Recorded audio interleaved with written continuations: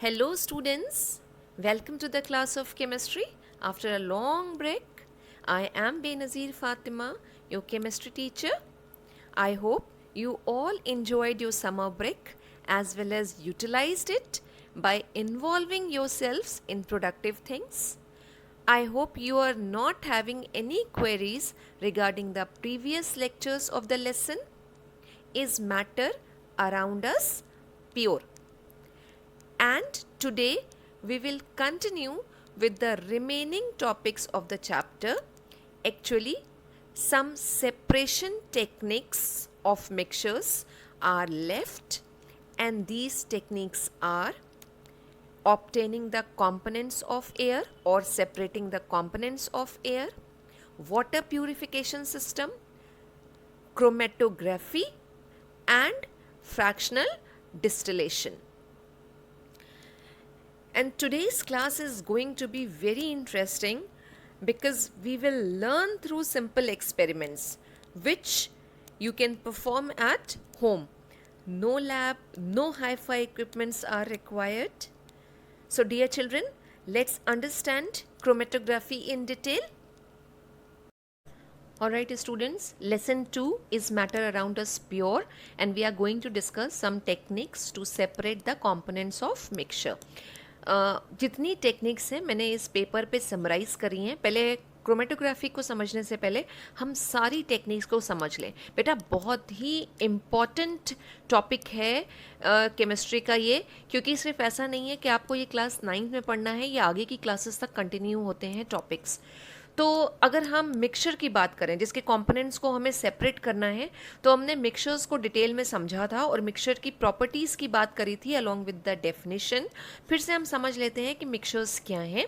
तो हम मिक्सचर्स को बोलते हैं कि basically mixtures are the combination of 2 और मोर डिफरेंट सब्सटेंसेस, यानी 2 या उससे ज़्यादा सब्सटेंसेस को अगर हम आपस में कंबाइन कर दें, और जब वो कंबाइन होते हैं तो वो सिर्फ फिजिकली कंबाइन होते हैं, केमिकली कंबाइन नहीं होते हैं. क्या डिफरेंस है फिजिकली कंबाइन होने में? कि उसके अंदर डिसॉल्व हो जाएगा, राइट, लेकिन केमिकल रिएक्शन नहीं देगा, प्रोडक्ट कोई नया प्रोडक्ट नहीं बना देगा. ठीक है, जैसे हाइड्रोजन और ऑक्सीजन जब कंबाइन करते हैं और वाटर का फॉर्मेशन होता है तो वो एक तरह से कहलाता है केमिकल कॉम्पोजिशन. तो यहाँ पे कंपोनेंट्स जो हैं वो केमिकली कंबाइन नहीं हो रहे. तो सेकेंड प्रॉपर्टी मिक्सचर की यही लिखी हुई है कि नॉट कंबाइंड केमिकली. फिर मिक्सचर्स हमारे हेट्रोजिनस भी होते हैं और होमोजिनस भी होते हैं. एक और जो इम्पॉर्टेंट प्रॉपर्टी मिक्सचर की है कि मिक्सचर्स के कभी भी फिक्स्ड मेल्टिंग पॉइंट, जिसको शॉर्ट में हम एमपी लिखते हैं, और फिक्स्ड बॉइलिंग पॉइंट्स यानी कि बीपी नहीं होते हैं. और मिक्सचर के कंपोनेंट्स को अगर हमें सेपरेट करना है तो हम फिजिकल मींस या फिजिकल मेथड से सेपरेट कर सकते हैं. फिजिकल मेथड्स में इवेपोरेशन, फिल्ट्रेशन, सब्लिमेशन, ये सारे जो हैं वो फिजिकल मेथड्स कहलाते हैं मिक्सचर के कंपोनेंट्स को सेपरेट करने के लिए, राइट. अब हम मिक्सचर देख लें कितनी तरह के होते हैं. अगर हम टाइप्स की बात करें तो पॉसिबिलिटी है कि हमने 2 सॉलिड्स को आपस में मिक्स करके मिक्सचर बनाया हो. 2 सॉलिड्स को हमने मिक्स कर दिया, ठीक है ना. क्या एग्जाम्पल हो सकता है इस कैटेगरी का?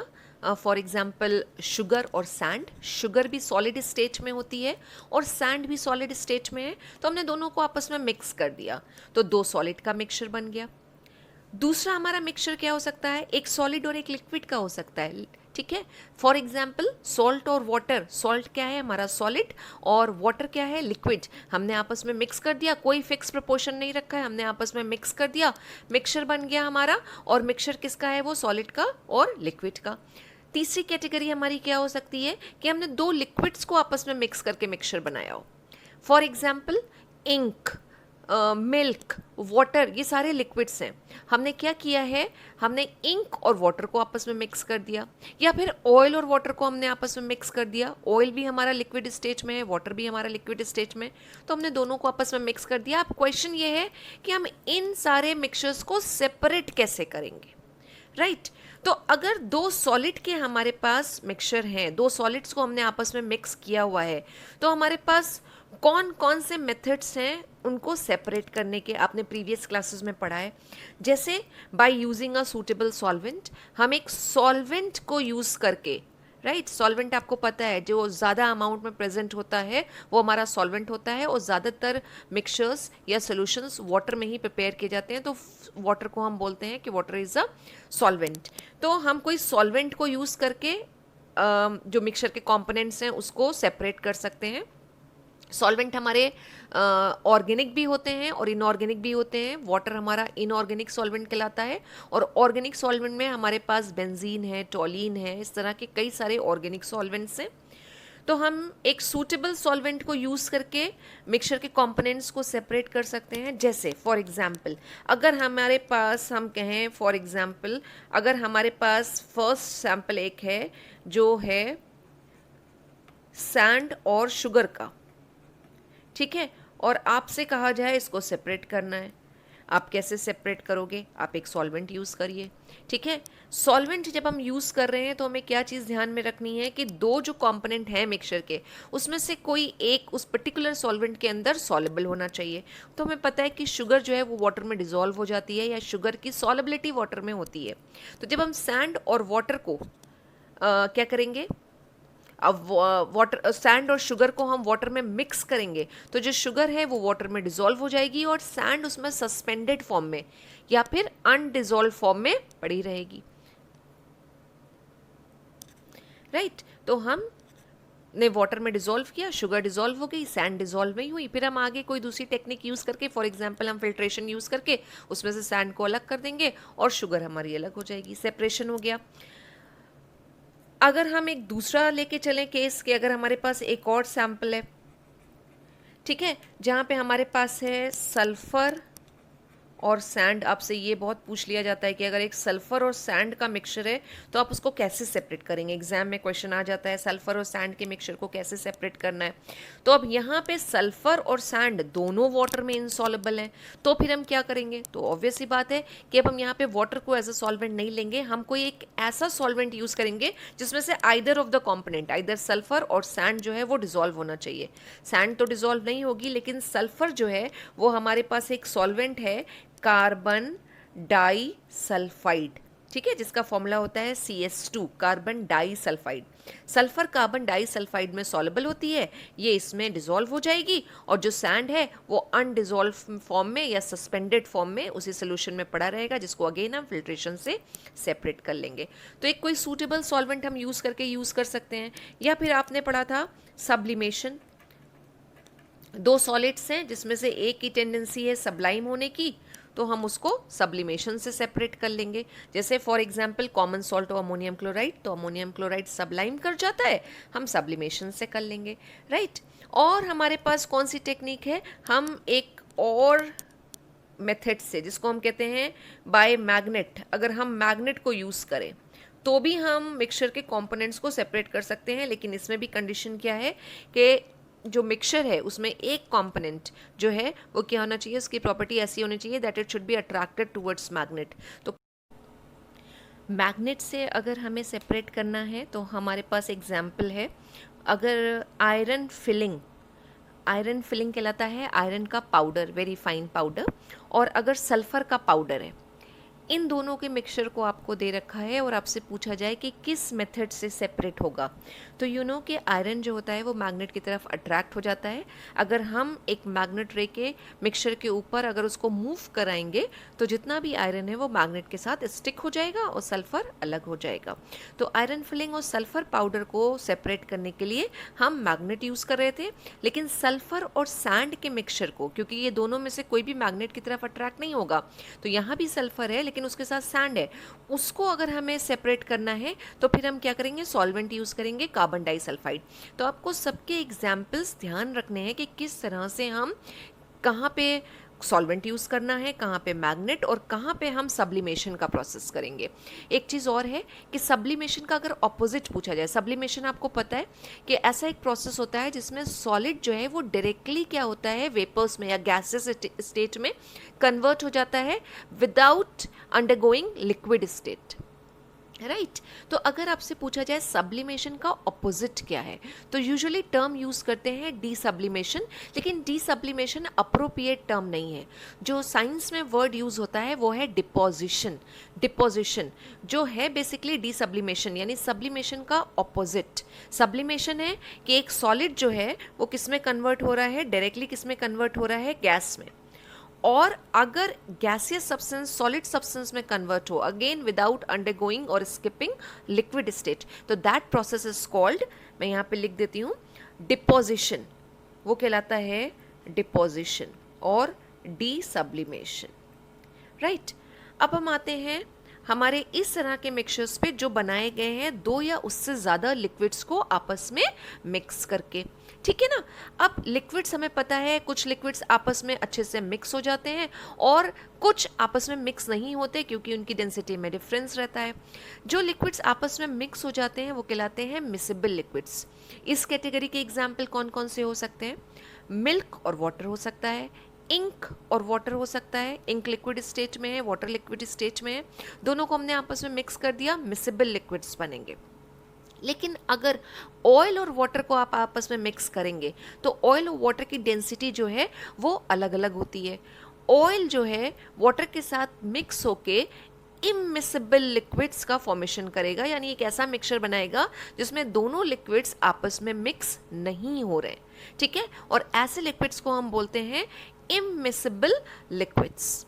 इमिसिबल लिक्विड्स को सेपरेट करने का मेथड आप प्रीवियस क्लास में पढ़ चुके हैं कि सेपरेटिंग फनल के थ्रू इसको सेपरेट किया जाता है। लेकिन अगर मिसिबल लिक्विड्स हैं, फॉर एग्जांपल मिल्क और वाटर, अगर हमें दोनों को सेपरेट करना है तो क्या कोई और टेक्निक यूज हो सकती है जो आपने अब तक पढ़ी है? फिल्ट्रेशन से नहीं कर सकते, सेंट्रीफ्यूगेशन से आप मिल्क और वाटर को सेपरेट नहीं कर सकते, इवेपोरेशन से भी नहीं कर सकते, तो क्या प्रॉपर टेक्निक है? तो दैट इज फ्रैक्शनल डिस्टिलेशन, जो हम मिसिबल लिक्विड्स को मिसिबल लिक्विड्स के कंपोनेंट्स को सेपरेट करने में यूज करते हैं। फिर ये थर्ड कैटेगरी यहाँ पर हमारे पास है जो है mixture of a solid and liquid, कि अगर एक सॉलिड और लिक्विड के मिक्सचर हमारे पास हैं तो हम उनको कैसे सेपरेट कर सकते हैं। जैसे कि हमारे पास अगर सैंड और वाटर है, हम कैसे सेपरेट करेंगे? फिल्ट्रेशन कर सकते हैं आप उस केस में। मिल्क के कंपोनेंट्स को सेपरेट करना है, मिल्क के अंदर जो सॉलिड कंपोनेंट्स प्रेजेंट हैं उनको सेपरेट करना है, सेंट्रीफ्यूगेशन कराया जा सकता है। इवेपोरेशन, सॉल्ट और वाटर का हमारे पास अगर मिक्सचर है और आपको सेपरेट करने को बोला जाए, आप कौन सा मेथड यूज करेंगे? ऑब्वियसली इवेपोरेशन करेंगे, वाटर इवेपोरेट कर जाएगा लेकिन सॉल्ट इवेपोरेट नहीं करेगा, और इस तरह से दोनों कंपोनेंट्स जो हैं वो अलग हो जाएंगे सोल्यूशन के या मिक्सचर के। क्रिस्टलाइजेशन का प्रोसेस है, बेसिकली क्रिस्टलाइजेशन का प्रोसेस इम्प्योर सॉल्ट से प्योर सॉल्ट्स को ऑब्टेन करने में यूज़ किया जाता है। फिर डिस्टिलेशन है, ठीक है, और लास्ट मेथड जो आ रहा है जो आज हमें डिस्कस करना है वो क्रोमेटोग्राफी है। तो जिस टॉपिक को हमें पढ़ना है वो टॉपिक हमारा कहाँ पे आ रहा है? वो टॉपिक आ रहा है under the mixture of a solid and liquid, यानी अगर हमारे पास कोई एक ऐसा मिक्सचर है जिसमें सॉलिड कंपोनेंट्स प्रेजेंट हैं और एक लिक्विड के अंदर, सॉल्वेंट के अंदर, ठीक है ना, सॉलिड कंपोनेंट्स प्रेजेंट हैं, और अगर हमें उन्हें सेपरेट करना है तो हम क्रोमेटोग्राफी यूज़ करेंगे। कब करेंगे? जब बेसिकली हम कलर्ड सब्सटेंसेस को सॉल्वेंट से सेपरेट करते हैं। तो अब हम आते हैं इस क्रोमेटोग्राफी को और डिटेल में समझते हैं कि ये क्रोमेटोग्राफी क्या है। अब सपोज अगर आपके पास एक कलर्ड सोल्यूशन है और आपसे कहा जाए कि उस कलर्ड सोल्यूशन के कंपोनेंट्स को आपको सेपरेट करना है, तो आप कौन सी टेक्निक यूज़ करेंगे? तो जितनी टेक्निक्स आपने पढ़ रखी हैं, से फॉर एग्जांपल फिल्ट्रेशन, इवेपोरेशन या फिर सेंट्रीफ्यूगेशन, तो ये सारी टेक्निक्स नहीं लगेंगी। कौन सी टेक्निक हम यूज़ करेंगे? वो है क्रोमेटोग्राफी। तो क्रोमेटोग्राफी बेसिकली जो है किसी भी मिक्सचर के कलर्ड कंपोनेंट्स को सेपरेट करने में यूज़ होती है। फॉर एग्जाम्पल अगर हम ब्लू इंक की बात करें या ब्लैक इंक की बात करें, तो ये जो इंक होती हैं, जो पेन आप यूज़ करते हैं, स्केच पेन आप यूज़ करते हैं, उसके अंदर जो इंक होती है वो इंक कई तरह के कलर्ड कंपोनेंट्स को या कलर्ड सब्सटेंसेस को, या फिर हम एक वर्ड यूज़ करते हैं डाइज, तो कई तरह की डाइस को आपस में मिला के प्रिपेयर करी जाती है। तो सपोज़ अगर हमारे पास ब्लू कलर की इंक है और हमसे कहा जा रहा है हम उस ब्लू कलर की इंक को बनाने में जितनी भी डाइस का यूज़ हुआ है, यानी जितने भी कलर्ड सब्सटेंसेस का यूज़ हुआ है, आप उनको सेपरेट करके बताइए। तो आप कैसे सेपरेट करेंगे? तो again the answer is chromatography. तो क्रोमेटोग्राफी की अगर डेफिनेशन की बात करें तो हम कैसे डिफाइन कर सकते हैं? तो क्रोमेटोग्राफी बेसिकली है तो सेपरेशन की टेक्निक। तो हम बोलते हैं chromatography is a technique of separating. अब किस तरह के मिक्सचर्स को सेपरेट करना है? 2 और more dissolve solids in a liquid. एक लिक्विड के अंदर 2 या उससे ज़्यादा अगर सॉलिड हैं और वो उसके अंदर डिज़ोल्व हो चुके हैं, उसके अंदर सॉलेबल हैं, डिज़ोल्व फॉर्म में पड़े हुए हैं, अब उन कंपोनेंट्स को अगर हमें सेपरेट करना है तो हम क्रोमेटोग्राफी यूज़ करेंगे। हर सेपरेशन का मेथड किसी न किसी साइंटिफिक प्रिंसिपल पे बेस्ड होता है। क्रोमेटोग्राफी की बात करें तो वो किस प्रिंसिपल पे बेस्ड है? तो क्रोमेटोग्राफी जब हम बात करते हैं तो हम कह रहे हैं कि हमने एक ऐसा मिक्सचर बनाया है जिसमें 2 या उससे ज़्यादा सब्सटेंसेस जो हैं वो डिज़ोल्व फॉर्म में पड़े हुए हैं, ठीक है ना। अब हर सब्सटेंस की अपनी सॉल्युबिलिटी होती है सॉल्वेंट के अंदर। तो भले ही हमने एक पर्टिकुलर सॉल्वेंट के अंदर कई सारे सॉल्यूट्स को ऐड कर दिया है, लेकिन रेट ऑफ सॉल्युबिलिटी सबका सेम नहीं होगा, राइट। तो जो प्रिंसिपल इस पे काम करता है, देखिए वो क्या है कि 2 और मोर substances can be soluble in the same solvent, but their solubilities may be different. Some may be more soluble than other, यानी किसी की सॉलिबिलिटी ज़्यादा होगी और किसी की सॉलिबिलिटी कम होगी। अब किस तरह से हम इस प्रिंसिपल को अप्लाई करेंगे वो हम एक्सपेरिमेंट करके ही देखेंगे। क्रोमेटोग्राफी की अगर हम एटिमोलॉजी में जाएं कि ये वर्ड कहाँ से आया है क्रोमेटोग्राफी, तो basically chromatography is derive from, एक क्रोमेटोग्राफी वर्ड जो है इसमें क्रोमा जो कि आया है ग्रीक लैंग्वेज से, एक ग्रीक वर्ड है जिसकी मीनिंग होती है कलर, कलर, राइट। और ग्राफी ये भी एक ग्रीक वर्ड है, graphy, Greek word is graphene, उससे आया है ग्राफी और इसका मतलब होता है टू राइट, राइट। तो क्रोमा मीन्स ही है कलर। तो जब हम कलर्ड सब्सटेंसेस को सेपरेट करने की बात करते हैं तो हम जो टेक्निक यूज़ करते हैं वो हो जाती है क्रोमेटोग्राफी। ये टेक्निक कहाँ सबसे पहले डेवलप हुई थी और किसने डेवलप करी थी? तो एक बोटानिस्ट थे, रशिया में एक्सपेरिमेंट कर रहे थे और उन्होंने क्या किया था, जो प्लांट के पिगमेंट्स हैं उनको सेपरेट करने के लिए क्रोमेटोग्राफी टेक्निक यूज़ करी थी। हमें पता है कि जो प्लांट्स हैं उसमें अलग अलग कलर होते हैं, जैसे क्लोरोफिल, तो जो लीव्स हैं वो ग्रीन कलर की होती हैं जस्ट बिकॉज ऑफ क्लोरोफिल। इसी तरह प्लांट के कई सारे और पिगमेंट्स हैं जैसे कि ज़ैंथोफिल्स या फिर कैरोटिन्स। ज़ैंथोफिल येलो कलर का पिगमेंट, कैरोटीन ऑरेंज कलर के पिगमेंट हैं।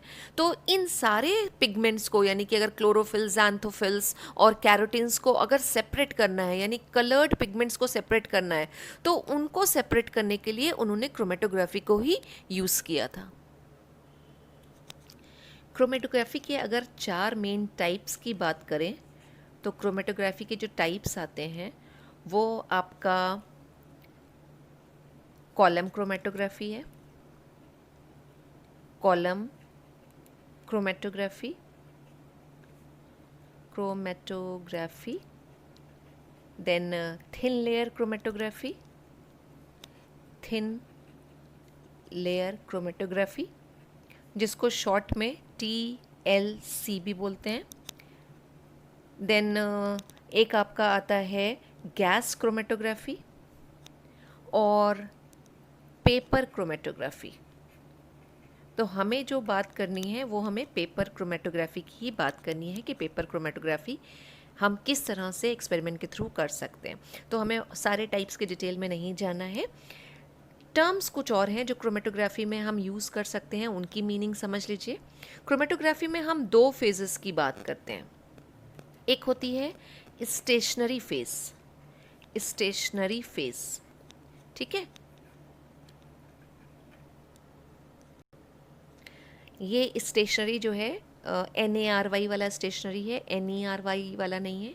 NERY स्टेशनरी होती है आपकी पेन पेंसिल, राइट। तो ये जो स्टेशनरी है इसका मीनिंग क्या है, जो चीज़ मूव नहीं करती है, जो स्टैग्नेंट है, जो ठहरी हुई है, जो रुकी हुई है, वो चीज़ कहलाती है स्टेशनरी।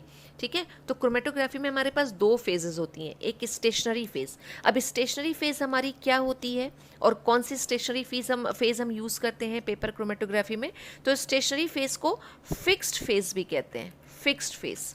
और ये जो होती है इसका बेसिकली जो नेचर होता है वो होता है पोरस, यानी इसमें फाइन पोर्स प्रेजेंट होंगे, और ये सॉलिड भी हो सकती है और ये लिक्विड भी हो सकती है, राइट। जो पेपर क्रोमेटोग्राफी हम करेंगे यहाँ पे हम पोरस पेपर यूज़ करते हैं, और वो जो है स्टेशनरी फेज़ की तरह बिहेव करता है। दूसरी जो फेज़ है वो कहलाती है मोबाइल फेज़। मोबाइल का मतलब क्या, जो एक जगह से दूसरी जगह मूव कर सकता हो, इसलिए इस फेज़ का दूसरा नाम मूविंग फेज़ भी है, मूविंग फेज़। और ये मूविंग फेज़ जो कलर्ड सोल्यूशन हम यूज़ करेंगे, जिसके कंपोनेंट्स को हमें सेपरेट करना है, वो कलर्ड सोल्यूशन जो होता है वो हमारा मोबाइल फेज़ होता है। तो क्रोमेटोग्राफी में दो फेजेस की बात होती है, स्टेशनरी फेज़ और मोबाइल फेज़। इसके अलावा क्रोमेटोग्राफी में एक टर्म और आता है, वो कहलाता है क्रोमेटोग्राम।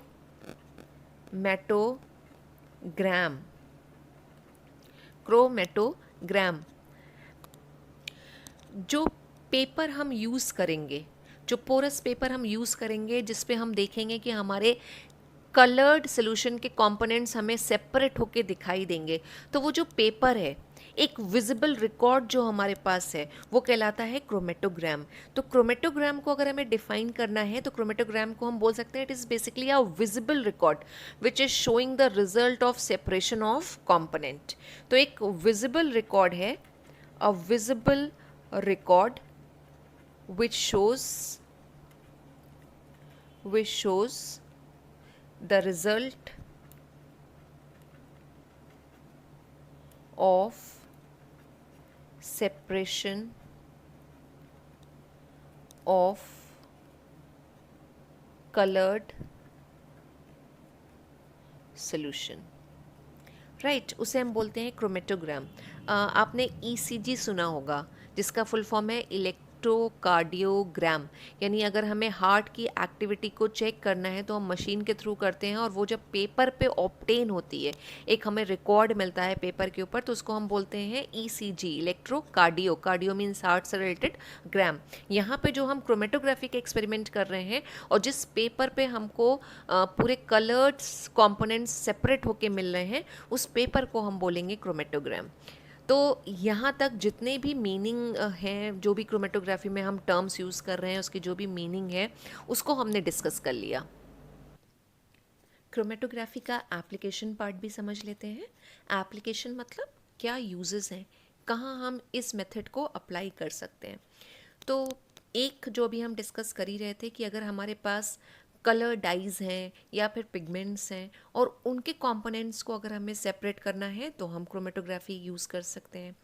इसी तरह से फॉरेंसिक लैब्स में अगर ब्लड स्ट्रीम में या फिर स्टमक में या फिर ब्लैडर में अगर हमें ट्रेसेस ऑफ पॉइजन देखना है कि वहाँ पे पॉइजन प्रेजेंट है या कौन सा पॉइजन प्रेजेंट है, इस तरह से अगर हमें आइडेंटिफाई भी करना है और डिटेक्ट भी करना है traces of poison in bloodstream और intestine, we can take the help of chromatography.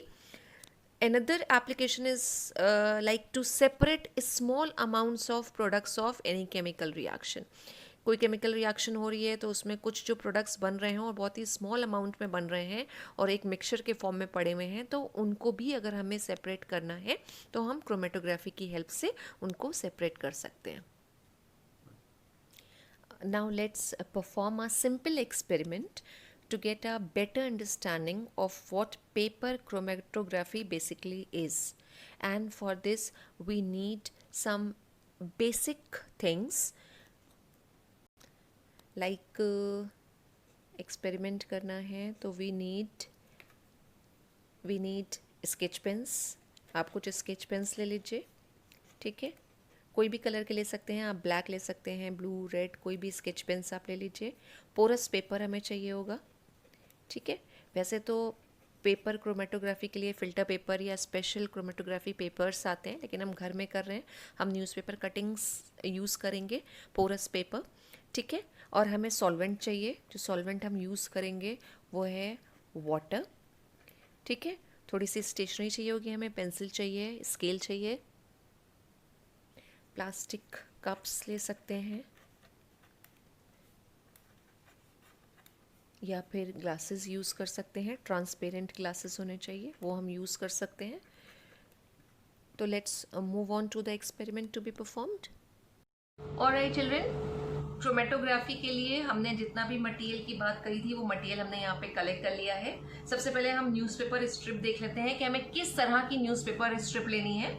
जब न्यूज़पेपर में से आप पेपर की कटिंग करेंगे या स्ट्रिप्स निकालेंगे तो एक चीज़ का ध्यान दीजिएगा कि ये दोनों तरफ से जो है वो प्लेन होना चाहिए, ठीक है। यू नो कि न्यूज़पेपर पे प्रिंटिंग होती है और प्रिंटिंग के लिए ब्लैक कलर की इंक या फिर कलर्ड कंपोनेंट्स या कलर्ड डाइज यूज करी जाती हैं। तो आपको बिल्कुल प्लेन स्ट्रिप निकालनी है न्यूज़पेपर में से, आपको इस तरह की स्ट्रिप नहीं लेनी है, ठीक है ना। इस पे ऑलरेडी कलर प्रेजेंट है, इस पे हमारा एक्सपेरिमेंट अच्छे से नहीं होगा, ठीक। तो हमें ऐसी स्ट्रिप्स नहीं लेनी है, हमें इस तरह की प्लेन स्ट्रिप्स निकालनी है। और उसके बाद हमें क्या करना है, हमें इस पे एक छोटी सी लाइन ड्रॉ कर लेनी है, either with the help of pencil, और ये इतनी थिन सी स्ट्रिप है कि हम इस पे ऐसे ही एक लाइन ड्रॉ कर लेते हैं, ठीक है। अब ये लाइन हम क्यों ड्रॉ कर रहे हैं, इसका पर्पस क्या है लाइन को ड्रॉ करने का। तो बेसिकली हमें यही देखना है कि जो हमारी कलर डाई है और उसके अंदर जो कलर्स प्रेजेंट हैं वो इस पर्टिकुलर लाइन से कितना डिस्टेंस ट्रैवल करेंगे इस पेपर के ऊपर। अब उसके बाद हम एक कोई भी कलर्ड स्केच पेन ले रहे हैं, ये स्केच पेन ले रहे हैं हम, ये किसी भी कलर का, ठीक है। जैसे मैंने यहाँ ब्लू कलर ले लिया, तो हम एक ब्लू कलर का स्केच पेन लेके इस लाइन के ऊपर एक डॉट लगा देंगे। सेंटर में हमने एक डॉट लगा दिया और इसको थोड़ा सा ड्राई कर लेंगे। ये बहुत ही क्विकली ड्राई हो जाएगा, कोई प्रॉब्लम नहीं होगी। हम चाहे तो इसको थोड़ा सा और कॉन्सेंट्रेट कर सकते हैं। कॉन्सेंट्रेट करने के लिए हम क्या करेंगे, इसी डाई के ऊपर एक बार फिर से ये स्केच पेन इसी पॉइंट के ऊपर जहाँ पे हमने ये डॉट लगाया था वहां पे फिर से हम स्केच पेन को रख देंगे, तो थोड़ा और कॉन्सेंट्रेट हो जाएगा कलर हमारा वहां पे। अब हमें क्या करना है, इस बात का ध्यान रखना है कि हम ये इस तरह के परमानेंट मार्कर नहीं यूज करेंगे। परमानेंट मार्कर में जो कंपोनेंट्स हैं वो सेपरेट नहीं होंगे, तो आप जो लेंगे इंक वो आप स्केच पेन की ही इंक को यूज करिएगा। एक बार हमारी ये पेपर स्ट्रिप रेडी हो गई, ये ड्राई हो गया डॉट हमारा, तो हमें इसे क्या करना है, जार के अंदर हैंग करना है। हैंग करने के लिए हम क्या करेंगे, ये पेपर को इस तरह से हम ये फोल्ड कर सकते हैं, ये फोल्ड कर लेंगे हम, और हम एक स्टेपल से इसको स्टेपल करके एक लूप बना लेंगे। ये लूप का फॉर्मेशन हो गया, राइट। ये रेडी हो गया। अब हम जार के अंदर या फिर एक ग्लास, ट्रांसपेरेंट ग्लास या फिर ट्रांसपेरेंट डिस्पोजेबल ग्लासेस भी ले सकते हैं। ये इस पेंसिल की हेल्प से हमें इसके अंदर हैंग करना है। अब एक काम हम और कर सकते हैं, वो ये कि हमने जिस कलर का यहाँ पे डॉट लगाया था उस कलर को भी हम मेंशन कर सकते हैं ताकि हम बाद में भूल ना जाएं। तो हमने यहाँ पे ब्लू कलर लगाया था, तो हम इस स्ट्रिप के ऊपर लिख लेते हैं अपना कलर जो हमने यूज किया है, ब्लू, राइट।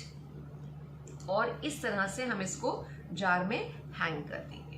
अब हैंग करने के लिए जार में इस तरह से हमें ये हैंग करना है, तो इसमें भी हमें कुछ चीज़ों का ध्यान देना है। वो क्या ध्यान देना है हमको, कि जार में जब हम वाटर फिल करेंगे तो ये जो डॉट है और जो लाइन है ये वाटर में डिप नहीं होनी चाहिए।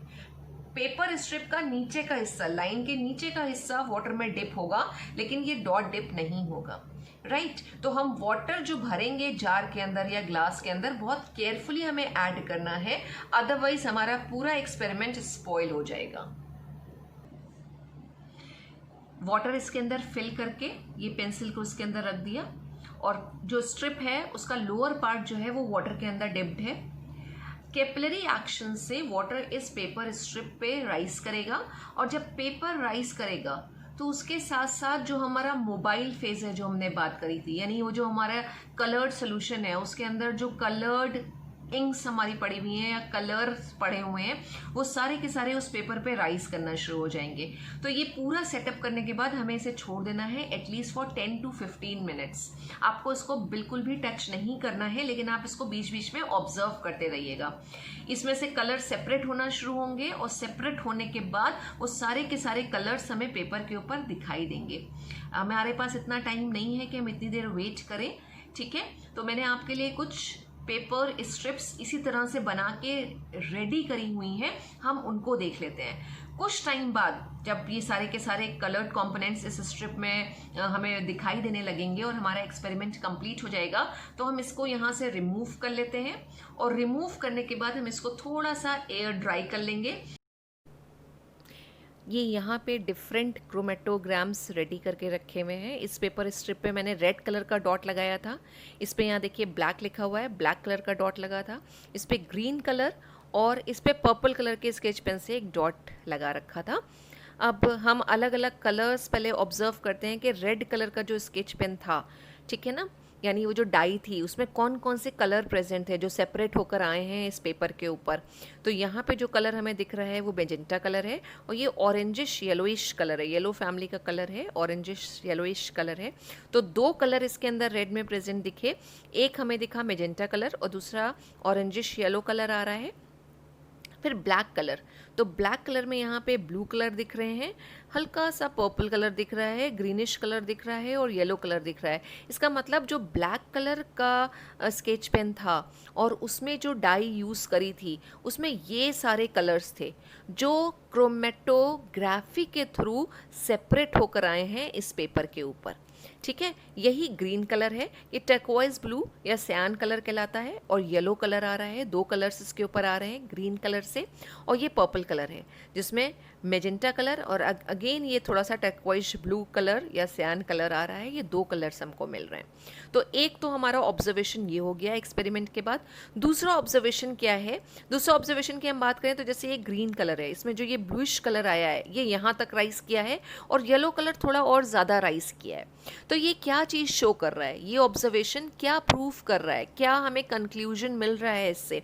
इससे ये बात पता चल रही है कि जब ग्रीन कलर की डाई बनाई गई उसके स्केच पेन के लिए तो उसमें सॉलिड कंपोनेंट्स यूज़ हुए, कलर्स यूज़ हुए और सॉल्वेंट यूज़ हुआ। तो जो येलो कलर उसमें यूज़ हुआ था उस ग्रीन कलर की डाई को बनाने के लिए, उसकी सॉलिबिलिटी इस ब्लू से ज़्यादा थी। The colour which rises high on the paper is more soluble in the solvent, right. तो जो कलर हमें ज़्यादा हाइट पे दिखेगा इसका मतलब उसकी सॉल्युबिलिटी उस पर्टिकुलर सॉल्वेंट में जिसमें भी वो डाई प्रिपेयर करी गई है उस सॉल्वेंट में उसकी सॉल्युबिलिटी ज़्यादा होगी। जैसे रेड में अगर आप देखिए तो रेड में यहाँ पे क्या आ रहा है, मेजेंटा कलर आ रहा है, ये ऑरेंजिश कलर येलोइश कलर आ रहा है। तो दोनों कलर में अगर पूछा जाए सॉल्युबिलिटी किस कलर की ज़्यादा है तो कंक्लूजन आप क्या निकालेंगे? ऑब्वियसली ये ज़्यादा ट्रैवल करके जा रहा है, जो ऑरेंजिश येलोई कलर जा रहा है। वो देखिएगा ये लाइन जो हमने यहाँ पे लाइन बनाई थी उसका पर्पस यही था कि हम डिस्टेंस को मेजर कर सके कि कितना डिस्टेंस ट्रैवल कर रहा है इस लाइन से। तो ये जो येलो कलर है वो यहाँ तक डिस्टेंस ट्रैवल कर रहा है जबकि मेजेंटा कलर से यहीं तक डिस्टेंस ट्रैवल कर रहा है। तो कंक्लूजन ये निकल के आया कि yellow is more soluble than this magenta in the solvent. और यही सारी चीज़ें बाकी की भी हम स्ट्रिप्स में निकाल सकते हैं कंक्लूजन। जैसे पर्पल कलर में हमारा ये कलर यहाँ तक है लेकिन जो टर्कोइज ब्लू कलर है वो ज़्यादा हाइट पे, इसका मतलब इस कलर की सॉल्युबिलिटी ज़्यादा थी, इसीलिए ये ज़्यादा राइज करके जा रहा है। तो आई होप ये आपको पेपर पे किस तरह से हम ऑब्जर्व करेंगे और क्या कंक्लूजन निकालेंगे हम एक्सपेरिमेंट के बाद वो चीज़ क्लियर हो गई होगी। तो रिकॉल कर लेते हैं कि हम क्रोमेटोग्राफी पढ़ रहे थे और क्रोमेटोग्राफी को हमने कहा था कि एक सेपरेशन की टेक्निक है और क्या चीज़ें सेपरेट होती हैं, जो डिज़ोल्व सॉलिड्स थे या कलर्स थे वो हम सेपरेट कर रहे थे एक कलर्ड सोल्यूशन के अंदर। कि अगर लिक्विड के अंदर हमारे कुछ सॉलिड्स प्रेजेंट हैं, ठीक है, जो कि हमारे दो या उससे ज़्यादा हो सकते हैं, उनको अगर हमें सेपरेट करना है तो हम क्रोमेटोग्राफी यूज़ करेंगे। और फिर हम जो साइंटिफिक प्रिंसिपल की बात करी थी उस प्रिंसिपल को भी रिकॉल कर लेते हैं। हमने उसी प्रिंसिपल को यहाँ पे यूज़ किया है। क्रोमेटोग्राफी के प्रिंसिपल क्या था कि 2 or more substances can be soluble in the same solvent but their solubility will be different. Some will be more soluble, some will be less soluble. So the one which is more soluble will rise high on this paper, right तो ये principal के through भी हमने समझ ली, चीज़ें निकल के आ रही हैं, हमें पता चल रहा है कि हर कलर की सॉल्युबिलिटी सेम नहीं है और कंपोनेंट्स भी हमारे सेपरेट हो गए। तो जो हमने सेपरेशन टेक्निक की बात करी थी, क्रोमेटोग्राफी की यूज़ होता है सॉलिड और लिक्विड के, अगर हमारे मिक्सचर्स हैं उनको अलग अलग करने में या सेपरेट करने में। तो with the end of this exciting experiment, we conclude the class for today. Hope you enjoyed the experiment and gained knowledge through this class. Thank you so much, children.